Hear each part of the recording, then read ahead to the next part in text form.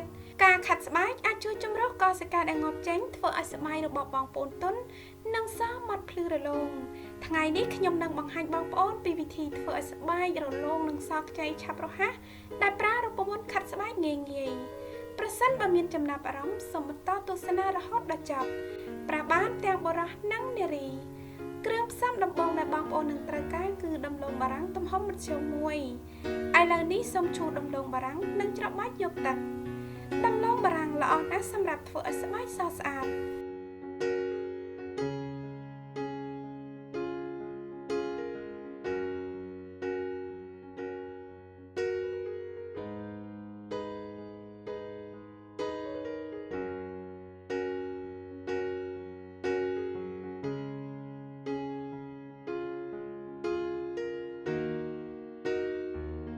បន្ទាប់មកសូមចាក់ទឹកដំឡូងបារាំងចេញតិចៗ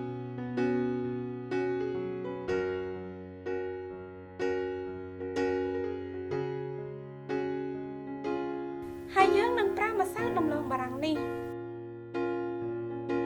ឥឡូវសូមដាក់ទឹកដោះគោឆៅចំនួន2ស្លាបព្រាបាយទឹកដោះគោឆៅនឹងជួយផ្ដល់សំណើមនិងធ្វើឲ្យស្បែករបស់បងប្អូនទន់រលោង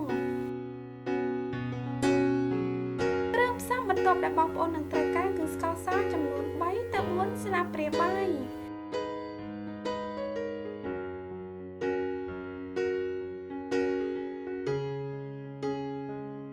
តាមរយៈការលាយគ្រឿងផ្សំទាំង3មុខនេះបញ្ចូលគ្នា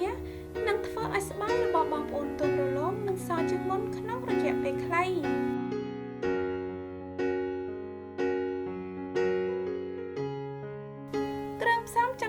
បងប្អូននឹងត្រូវការគឺទឹកក្រូចឆ្មាចំនួន1ស្លាបព្រាបាយ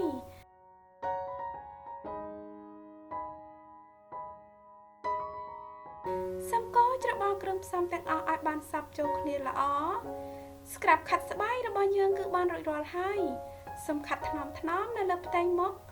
ដៃជើងនិងនៅលើផ្នែកណាមួយនៃរាងកាយដែលបងប្អូនចង់ទទួលបានស្បែកសស្អាត